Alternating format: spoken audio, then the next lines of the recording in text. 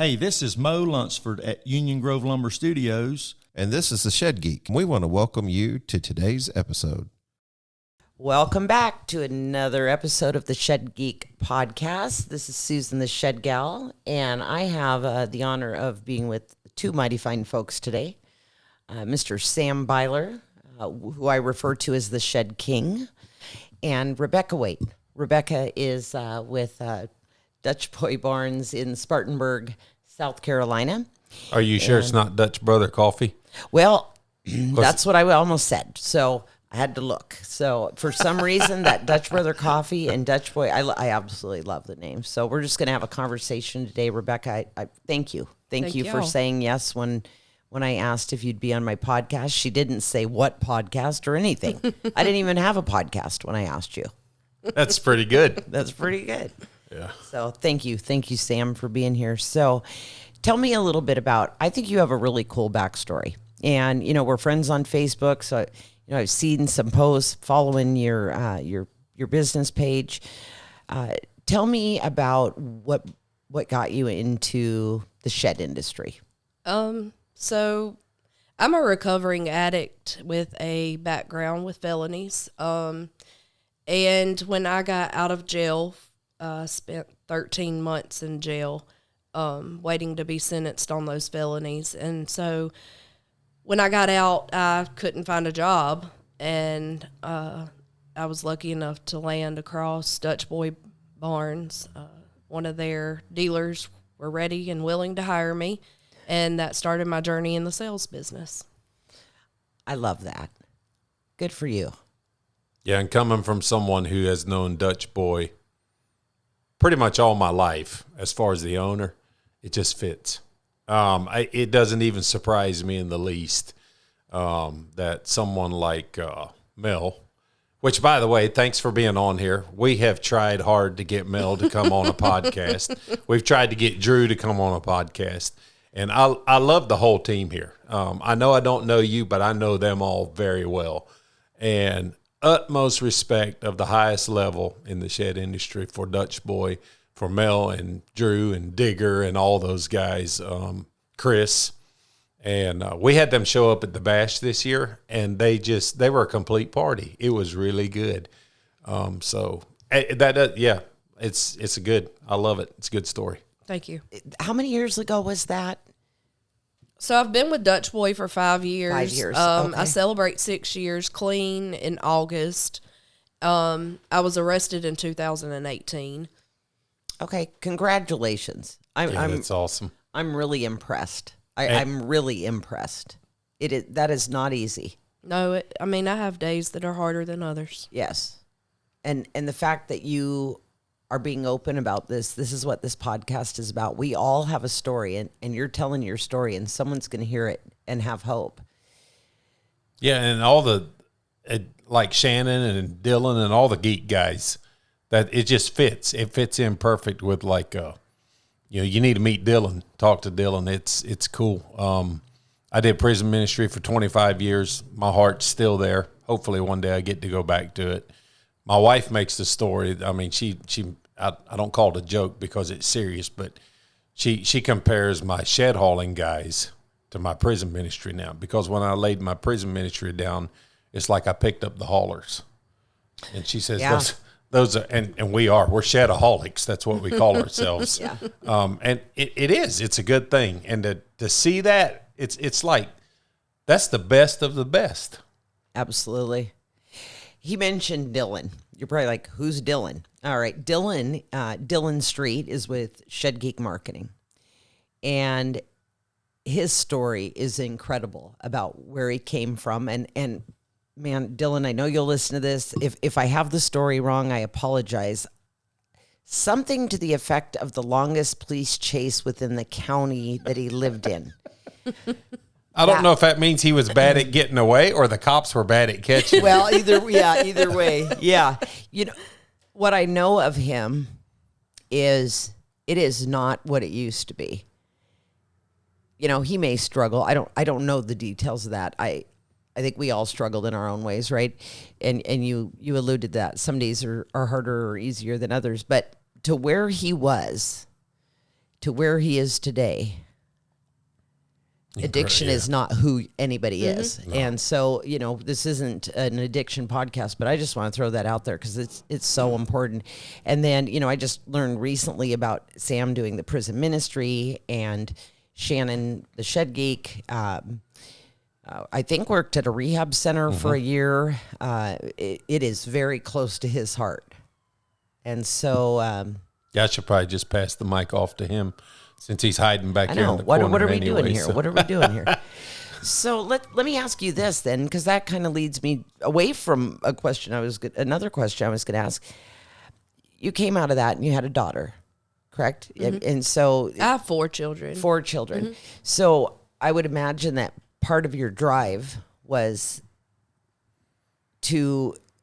for your children, right? Definitely. Okay. I had tried to get clean several times prior to being successful at, becoming recovered. But I always done it for something or someone else. And I had to learn that I had to be somewhat selfish for me so that it would work and I could be who they needed me to be. Oh, man. I'm Might sorry. ought to just play that about 3 times. I literally have goosebumps that's good. now. Yep. Incredible. I've seen that so many times. You have to do it for yourself. Yep. And I didn't quite understand the meaning of that at first. Because it's foreign. Right. Yeah.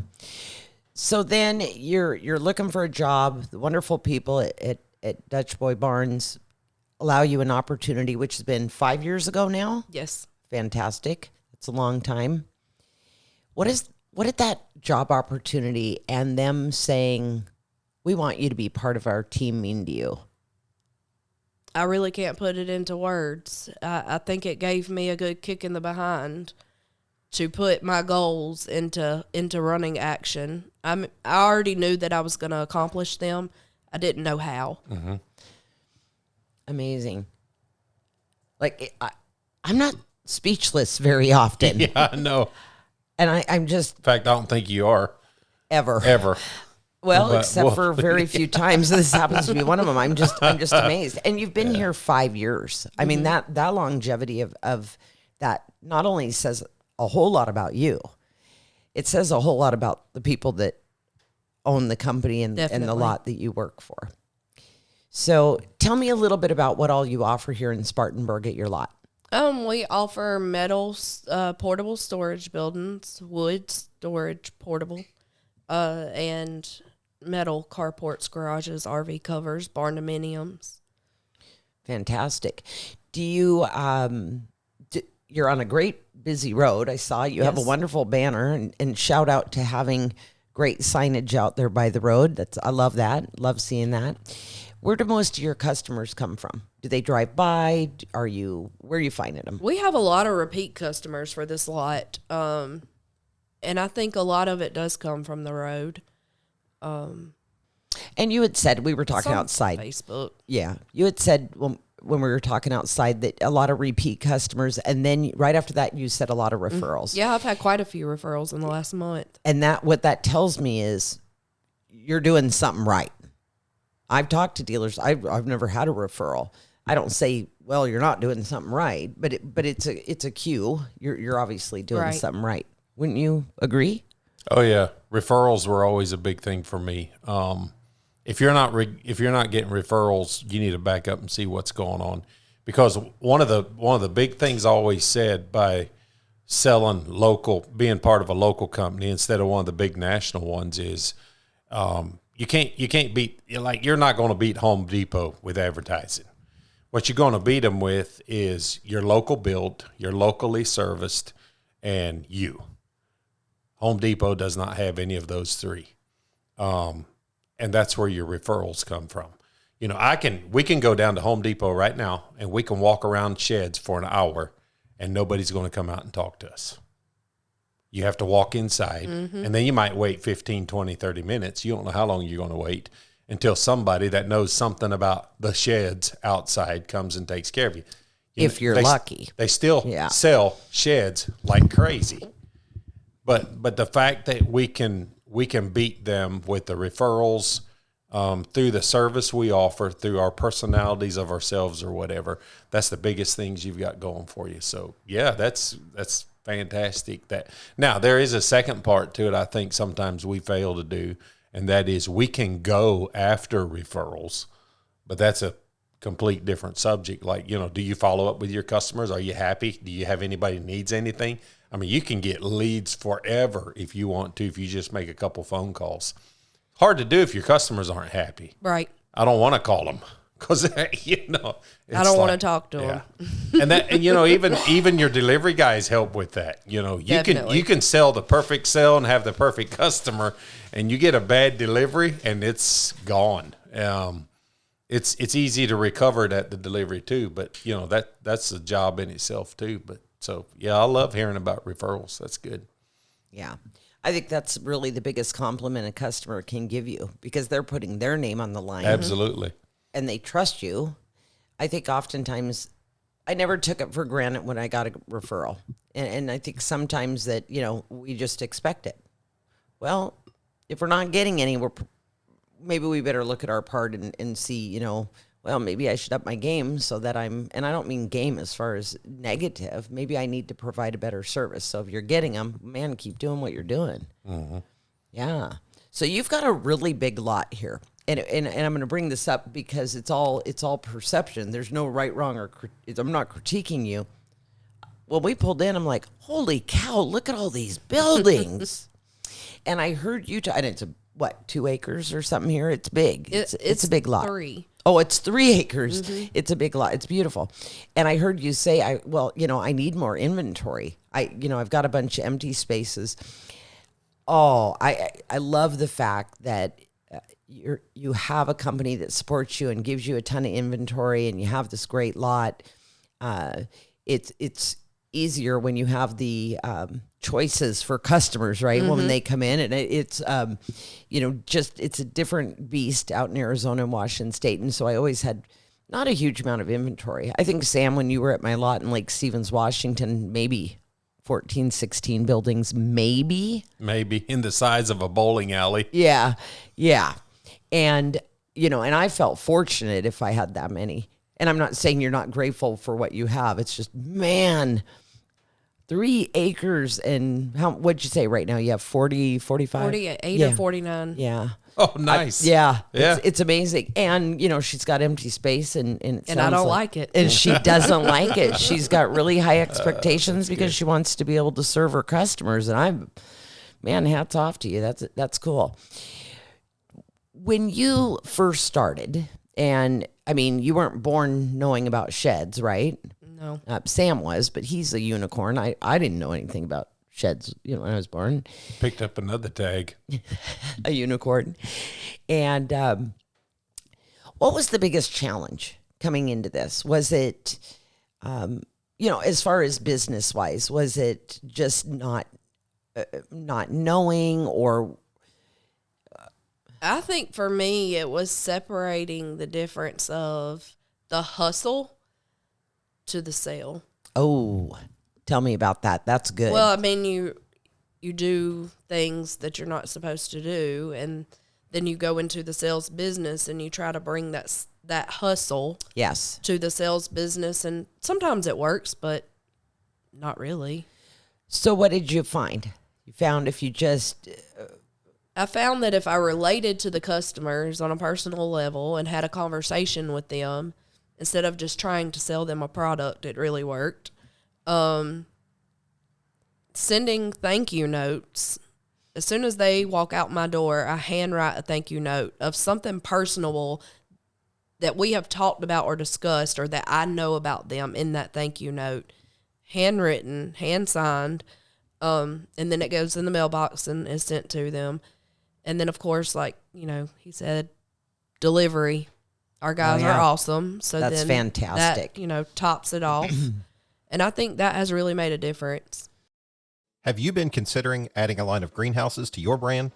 At Cold Spring Enterprises, we have the perfect solution for you. By incorporating greenhouse products into your sales location, whether you're a do-it-yourself dealer or a manufacturer supporting multiple shed lots, you can expand your customer base. We offer easy-to-assemble greenhouse kits that will simplify the process of adding greenhouses to your lot. You can choose between two basic styles, an economy style and an A-frame style.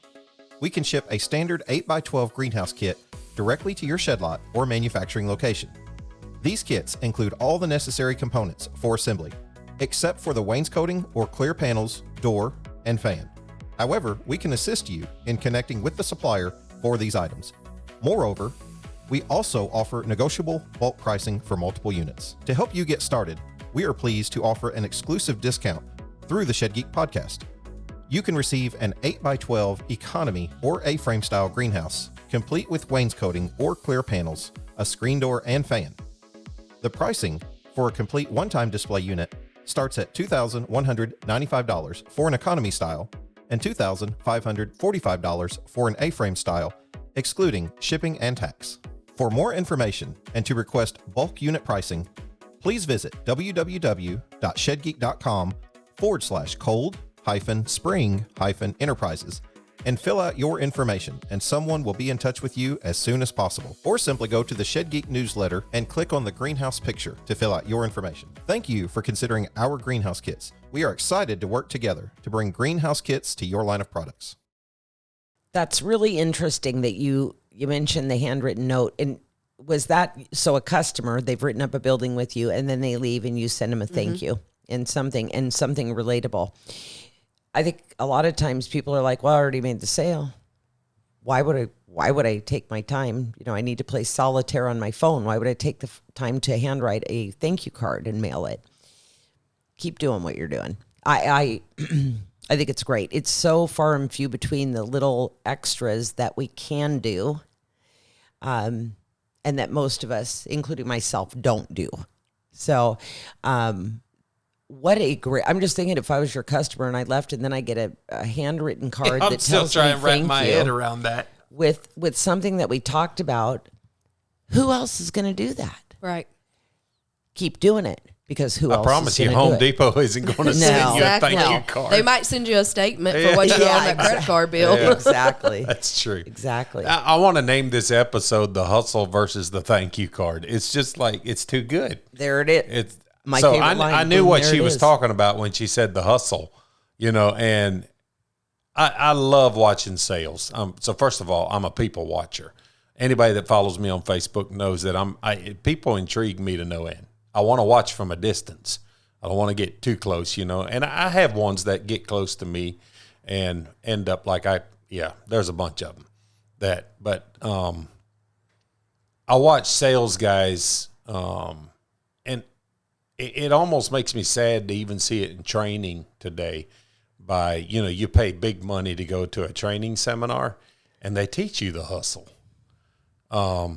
Sorry, that's what I see.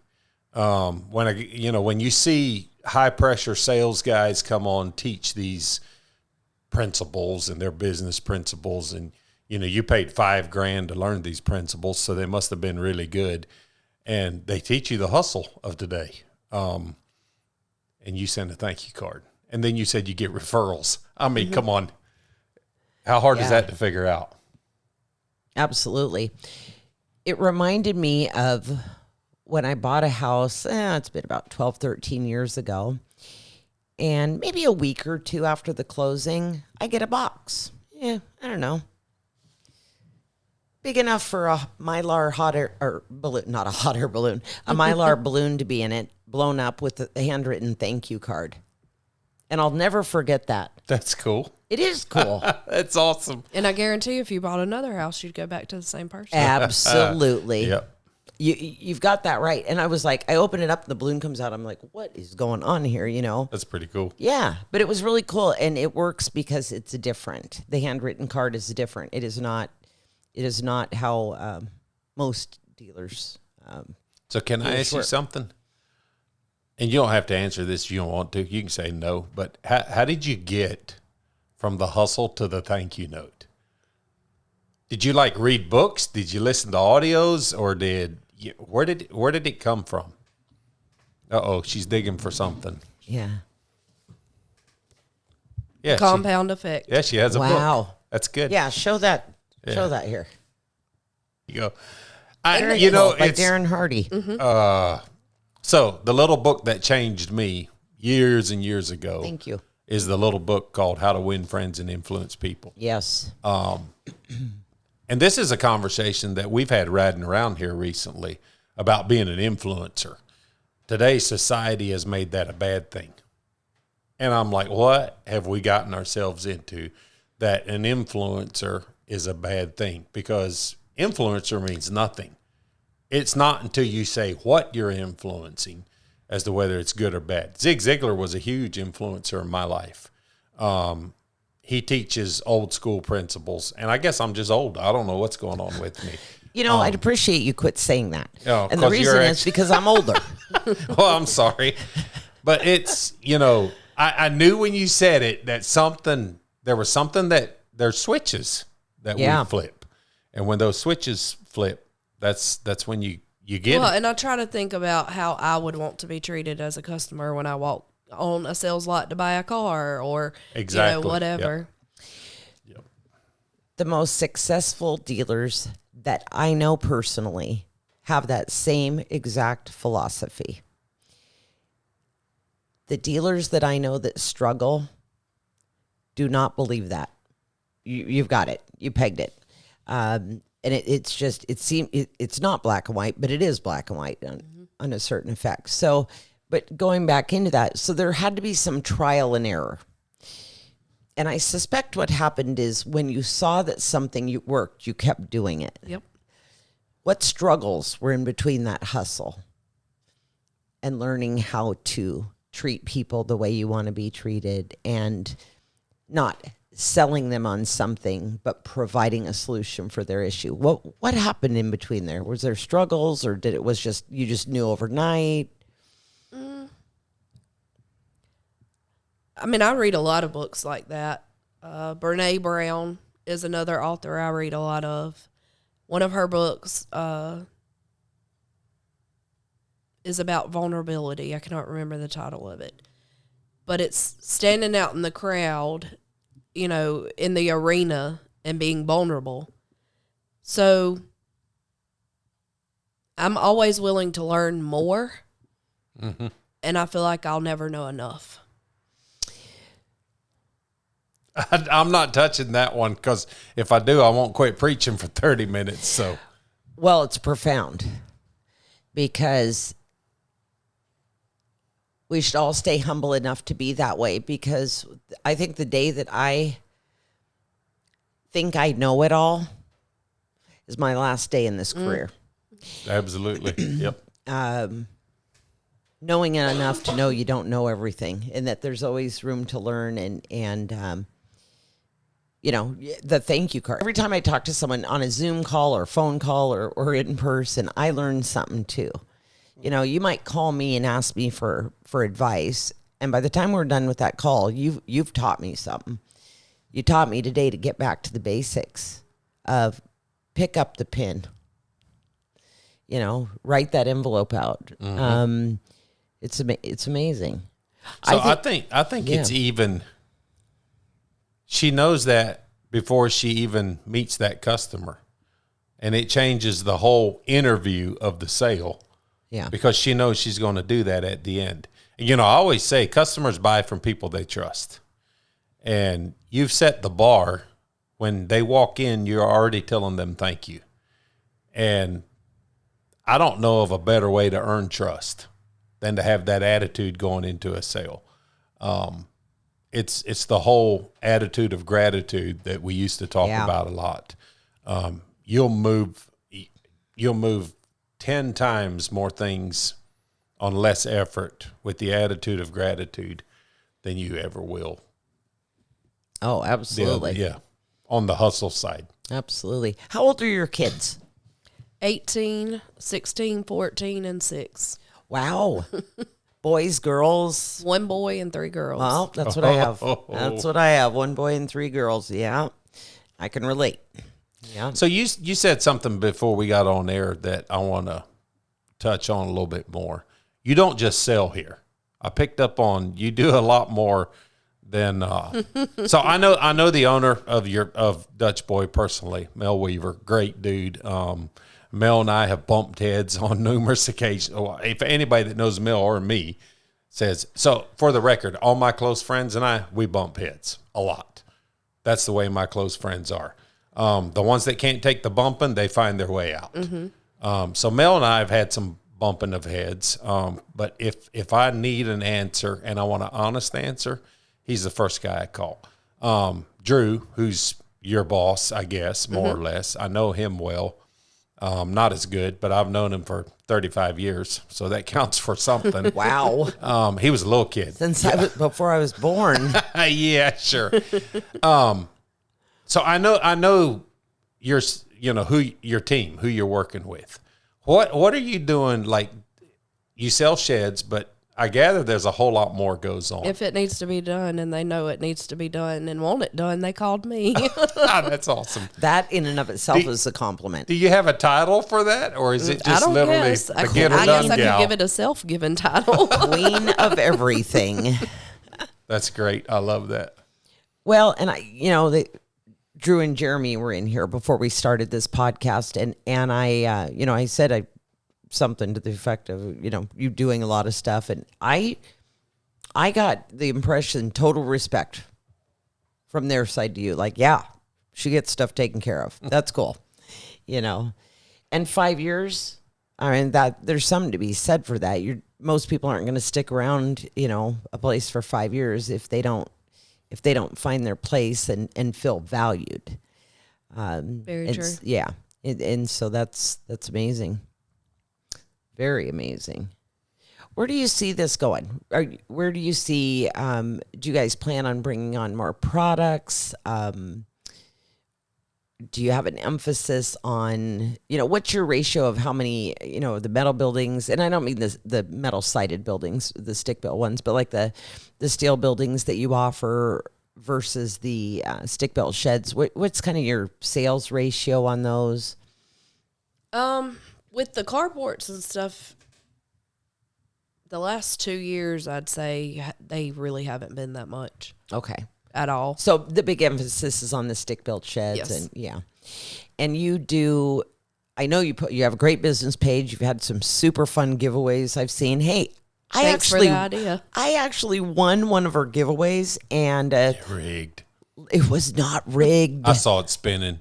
There was like 7 Susans in the thing. No, there was not.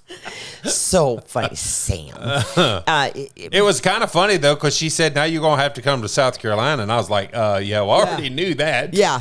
So my response was, great, I'll be there next week. But I really was coming here next week, and here I am. So that was super fun. You've gotten some really good traction on your Facebook giveaways. And you and I had spoken, and we're kind of picking each other's brains of different things to do. What you're doing is working on the giveaways. What are you giving away on these giveaways? Are you Gift cards. Okay.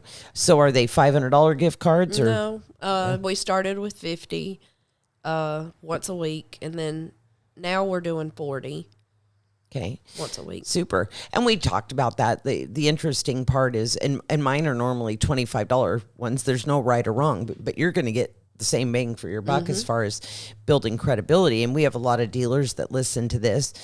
The Facebook page, yeah, you might sell some sheds off there for sure, but over time, but it's really for credibility. And if you look at any business's page, let's say, for example, they have 67 followers or likes and they've been around, it doesn't really matter if they've been around for 2 months or 5 years.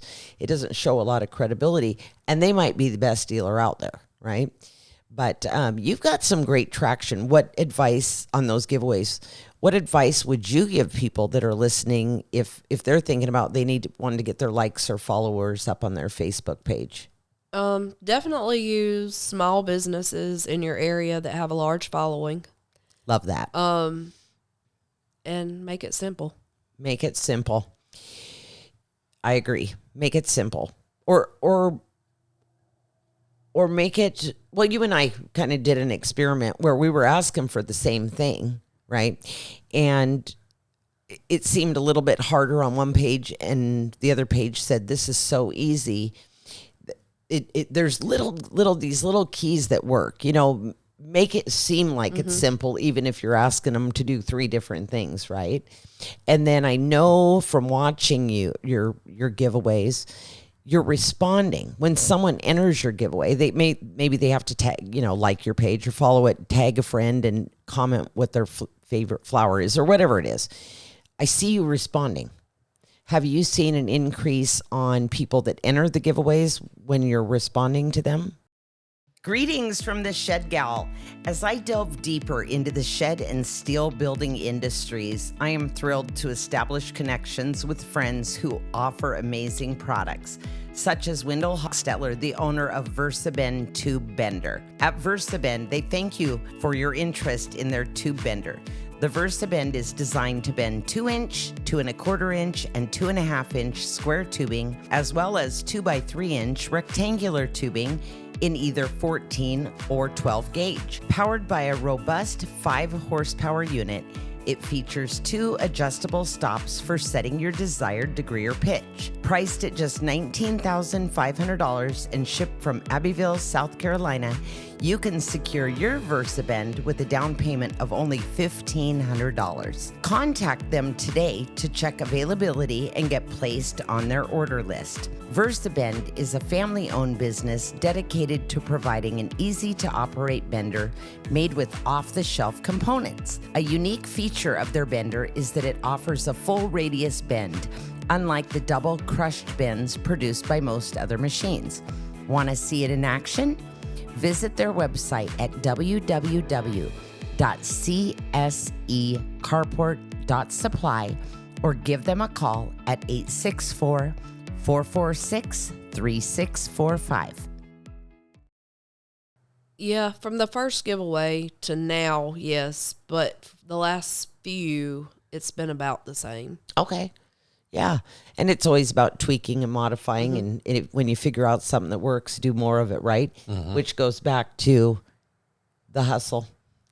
And you found a way to make it work and you keep doing it. And then you keep learning. I mean, that's like, you want to come work for me? You want to move to Arizona? And, that's what I look for. The best employees, the best team members are the ones that want to keep learning and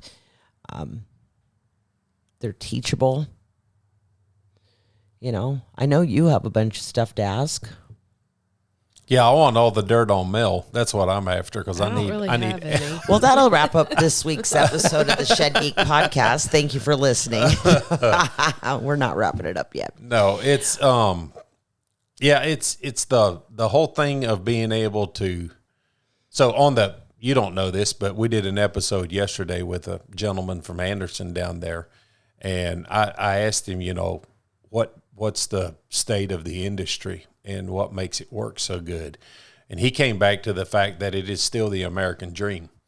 You can take somebody, and this is literally what he said yesterday, you can take somebody unemployed and make to where they can make a living for their family. And then you just pop right out of nowhere. So it's like it just goes along with what Richard was saying about it's exactly what it is. You can come in from not knowing anything about sheds.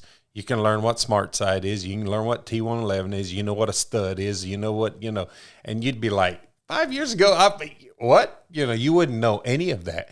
And it's if you're teachable, it is so easy to learn. And it's the humbleness in knowing that you can always learn more is your biggest strength. Where do you dig from other than your kids and family? I get that. But I guess what I'm asking is, how do you continue to grow that? How do you see yourself? I still have goals on the chart that need checked off. Yeah, there you go. You got it. Whenever you get to one, you set a new one.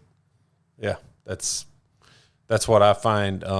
You have goals. Set them high enough to where sometimes you don't get there, but then the next time you get there, and then you always have to keep setting more and more. Absolutely. I'm literally just so impressed by you. Everyone has their struggles. We know that, there's no perfect person.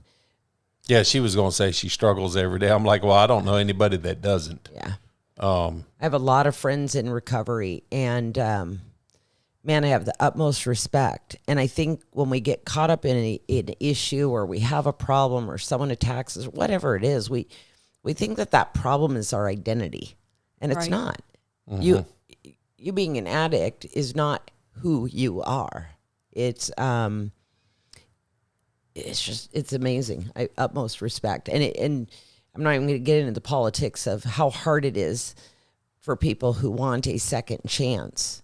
Thank goodness for this industry. Thank goodness for this industry. We're not the only one, but that goes back to what Richard was saying yesterday about, where are you going to go and make a good income? And, yeah, that's funny that we just did that yesterday, and then here we are today. Yeah, it's good. almost like it's meant to be.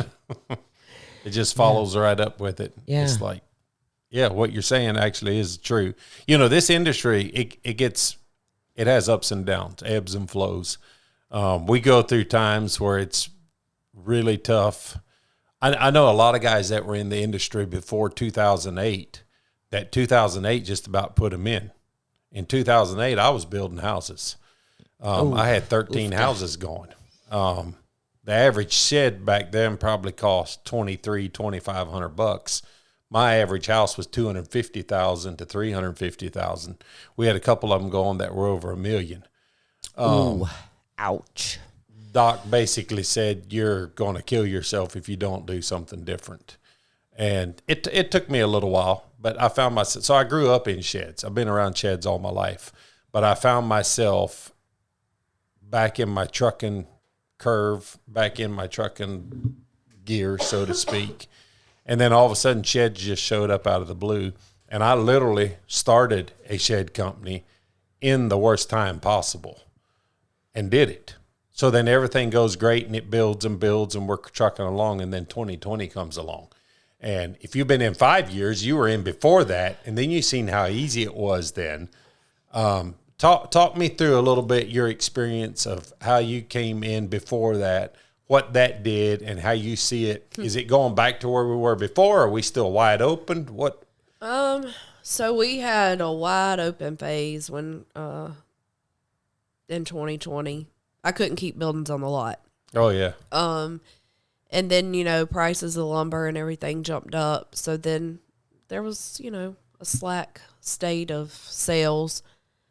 But I mean, this month I've did over 100,000 in sales at this lot. This month? Wonderful. That's awesome. Yeah. And the Oh, month's that's not that over. was my Sheds. follow-up Just in question. shed, yeah. Like, where you at right now? Right. You know. Yeah. So I get this. I'm a glutton for punishment, and I run a bunch of Facebook pages, which is just a disaster. You shouldn't even do that. And I got guys that come on there all the time. They're like, well, there's local guys here that are like, we've saturated the market. We're headed for disaster. We have the Eeyores. And of course, Tigger bounces around, doesn't care. I love hearing that because it's not. So we just have to get back to work. There for a while, all you had to do was park your car out front and let there's a living body here. Right. And it kind of goes back to what we said before. What are you doing that needs to change? Yeah. I love that. And she also said she had a bunch of referrals I know. this month. Yeah, absolutely. And it's, we know that there's things going on with the economy, and there was a bunch of money pumped into the economy during COVID, and people had money to spend. I get that. But sales are cyclical. And, there were the ebb and flow over time. All the and time. so it sounds like you're doing something really well to kind of manage that. Yeah. Anybody who thinks that, what happened during COVID is going to happen forever. That's just not the way it works, right? And I hope we never go back and experience that again. I hope it stays more level, but it's working for you. We passed a lot of shed lots on our travels here from Pickens today. I've only been in town a few days, but there are a lot of shed lots here. Oh, yeah. I hear the same comments here as I hear in Arizona. It's going back to it's saturated. It doesn't have anything to do with that. In Arizona, There's we joke that there's more shed dealers within 15, 20 miles of Paducah, Kentucky than the entire state, well, not state Arizona, but the county, Maricopa County. Now, you have to understand there's almost 5 million people in Maricopa County. In fact, 100,000 more people in our county than the entire state of Kentucky. So you have very few shed lots out here and all these people and all these shed lots, and they're still selling. It's not about that. It's about they don't know you're here. You're doing something to get people here besides referrals. And so maybe it's the name, maybe it's a great location, but whatever you're doing, keep doing it. It's kind of a sign that you can't just depend on one thing. Very true. A couple of years ago, the rage was, you can do it all online. And I've got some friends that are huge successful and don't have a lot, period. I hauled into Florida back in 2017 and 2018. I was hauling sheds into Florida, and they were selling $1 million a month off of lots that never had inventory. And wow. So here's Goals. goals. Goals. No, here's my point. What if they'd have had inventory? Right. I've said this for years. I would never build a house with just a hammer. I have to have a tape. I have to have a square. I have to have a saw. There's all these other tools. Why would you not use all the tools available to you? Do you find yourself doing that? Like you get locked in on one and you're kind of like, I'm going to slack off on this one a little bit. Or is it pretty easy to stay focused on, hey, this is what I do. I'm going to stick with this. I listen to see what they're looking for. So then I know what I need to hone in on. Yeah. Very That's good. good. Yeah, that's very good. What about you? Did you find yourself doing that when you were doing it? Oh, absolutely. Like while it works, you just kind of roll it out and all of a sudden it's like, I should have done something along the way with it. I would see, and it was a pattern from day one. And you'd think I'd learned my lesson. I'm so quick. I have to do it over and over and over again. When I would do all this, and I'm talking about when I say Facebook posts, yes, I post on my business page, but I do free, marketplace groups. And I was the queen of being in marketplace groups, hundreds of them. I would market, post, and the phone would ring, and the people would come in, and the sales would go up, and Susan would quit doing as much. And it was No, surely not. But it was up and down and up and down. And it's not like I didn't know. It's not like I didn't really want to keep doing the marketing, but you only have so many hours in the day. Right. And so I would see it. And the last year or so, I stayed more consistent, and the ebb and flows were way less. Mm-hmm. One of the other things that I've heard, I don't know if you've ever heard this. I heard this in insurance years ago. I was in insurance for 23 years and a sales manager. Oh, December is always the worst month. Every insurance agent, December is the worst month. Without exception, guess what month was the best month I had every year? December. It was December. You prepared for it? I prepared for it. Yeah, that's the key. And it was, I'm very driven for contests and that sort of thing. And so it was year end. And what I learned was, the person who told me that had never actually sold an insurance policy, but somewhere along the line, the person that trained him who had never sold an insurance policy, we believe the things that people tell us, don't we, as kids, that sort of thing? Mm. Hey, welcome back. We we literally are back. We just took a break here with Rebecca. She had a customer that came in, and I understand you wrote up a building while we were here. Yeah. Yeah. And you also said, when did you say that you first, that this customer first came in? November of 2023, last year. November of 2023. So 5 months ago, 6 months ago. That's awesome. And that tenacity. That leads to sometimes it's a process, right? Mm-hmm. Yeah, absolutely. So, Sam, what other questions do you have before we wrap this up? Well, she's not going to give me any dirt on Mel. I figured that out. She just looks at me and says, not going to happen. I like my job. I don't have any to give.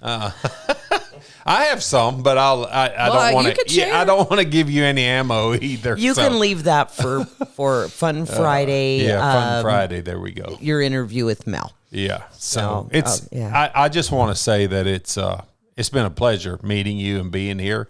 I love your story. I hope we get to keep following it. I think I follow you on Facebook because somehow I got drug into that competition thing anyway, the giveaway. So, but it's I stopped by this lot years ago, and I guess you said you started here in like November? Well, I was at a lot in Roebuck. Yeah, and then you came here because the last time I was here, I got stuck here for a while talking to an older gentleman. We had a great time, yeah. And he had an old vehicle sitting out under the carport. I don't remember what it was, but it was cool. And there's a good atmosphere here. And I always say that's another thing. You know, we talk about that sometimes. We don't on the air about how you have to have a good atmosphere. And I can feel it here when I come in. So keep doing what you're doing. It's good. I love it. Yeah, I think we could have probably done, an entire podcast just on recovery and that'd be helpful too, and completely aside from the industry. But again, I said it a little bit ago. I'm going to say it again. I'm very impressed. I'm so proud of you. Thank you. Mm-hmm. It's good. And thank you for sharing, because there's someone listening that's going to get a piece of that information. It's really going to help them. That's incredible. That's, that keeps you in recovery too, helping other people. I'll bet. This is a great example of what Shannon always talks about. Everyone has a story. Oh boy, do we? Yeah. And there's always, I listen to, so I don't listen to them every week. I listen to them when I travel a lot of times. I'm so busy at home and I'm so ADD, squirrel here and there, that I would literally be hitting rewind all the time if I tried to listen to them when I'm doing my normal stuff. So I tend to binge listen when I do my trips and stuff. And I got a big trip coming up in a couple of weeks, so I'll catch back up again. But a lot of times, I'll listen to a whole episode and there's always 2 or 3 little things that pop out at me, and that's what sticks with me. And your hustle versus thank you is what's going to stick with me. And me too. It's great. I love it. Yes, keep doing what you're doing. Before we go, Rebecca, do you have any questions for us or anything that you'd like to say to those that might be watching or listening? Never give up. Keep pushing. Simple as that. Yep. Never give up. Keep and pushing. You keep failing forward. Mm-hmm. I shared that yesterday a little bit, but that's when you fail, it's just falling forward and you're going up another step. Keep doing it. Absolutely. Yep. I'd like to thank everybody for listening, or those of you watching, of this week's episode of the Shed Geek podcast with thank you, Sam, for being on here today as well. And this is Susan, the Shed Gal. Again, thanks for listening or watching, and we'll see you soon. Hey, this is Mo Lunsford in sunny Union Grove, North Carolina, and we want to say thank you to all the guests and listeners.